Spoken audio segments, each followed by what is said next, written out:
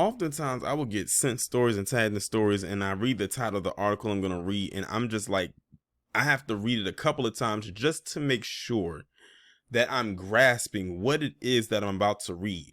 So this man's name is Owen O'Reilly, and this man kept his deceased mother in a freezer for years.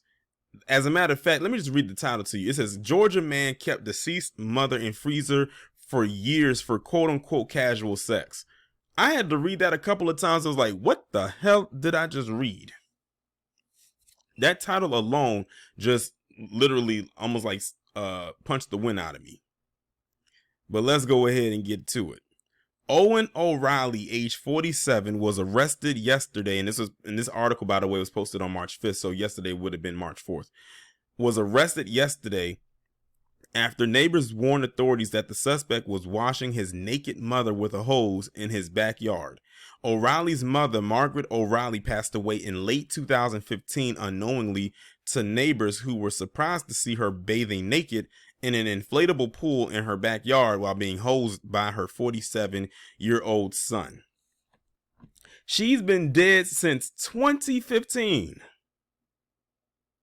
And this man has been keeping her in a freezer till now. In 2023, you're talking about 8 years. That is some sick shit. I hope Rob gets wind of this story, whether he posts this video before I do or after I do. This is perfect for his Familicide series. This is like right up there. That is some wild shit. I saw Margaret lying naked on an inflatable pool with Owen hosing her off, described one neighbor visibly shocked.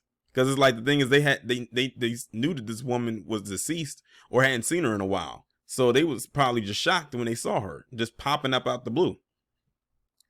I hadn't seen Margaret since she had left for the hospital 2 years ago, and now I see her naked lying in an inflatable pool in the backyard. It just didn't make sense, he told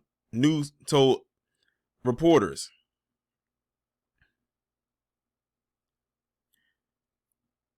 O'Reilly told officers he originally kept his mother's body to collect her welfare checks, but also admitted under pressure that he occasionally indulged in sexual activities with the corpse after trace amounts of sperm were discovered on the body. This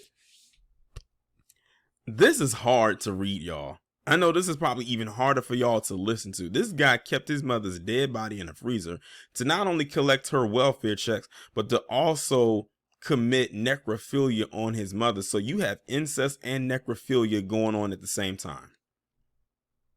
She is dead. She can't feel anything. He reportedly told Deputy Sheriff Johnson, well, no shit, Sherlock. We know that. O'Reilly also told police officers he rarely had sexual relationships with his mother's corpse, and only when he was really drunk or that his girlfriend pissed him off. So this guy had a whole girlfriend, but would rather go have sex on or with his dead mother when she quote unquote made him mad. Y'all, I wish I could tell you the story was made up, but this is a very true story that you're listening to right now. According to the Georgia state law, a person convicted of any sexual act with a dead human body involving the sex organs of the one and the mouth, anus, penis, or vagina, or of the other shall be punished by imprisonment for not less than 1 nor than more than 10 years. They need to throw the book at his crazy ass. That is insane. Another part of this reason, I skipped it because I thought that it was going to show up later in the article, but it didn't. It says, at first I thought he was fondling some naked woman in the inflatable pool, but then I realized it was his dead mother, recalls police officer James Durham. That is crazy. Like, it's in the morning as I'm recording this video, and it's like, I can't believe what I just read. I know y'all can't even believe what you just heard. This guy is the epitome of demented.